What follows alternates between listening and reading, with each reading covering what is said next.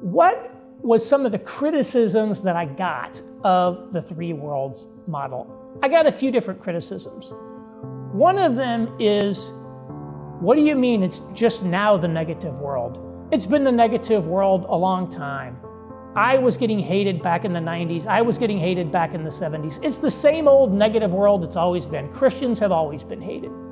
There's some validity to this view. And so one of the things that I have done is refactored the way I talked about the positive world to make sure that I articulate that it really covers this period of decline from, say, 64 to 94. I'm not talking about 1950 or 1890 or something of that nature, or 1630.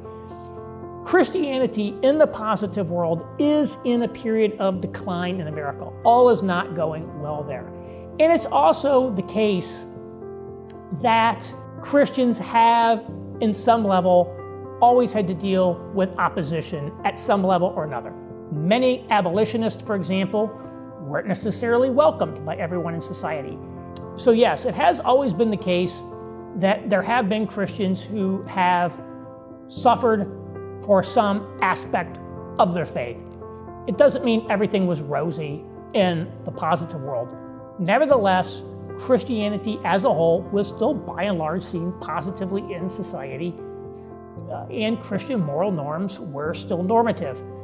One thing I like to use as an example of that is going back to the Gary Hart presidential scandal in 1987. It was reported that he had had a young woman stay overnight in his townhouse in Washington, D.C., and he was forced to drop out of the presidential race over that.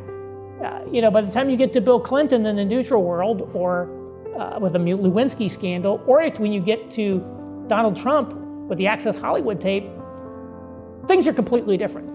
So as late as 1987, having an affair could torpedo your career. Goes to show you that the world was just very, very different back then.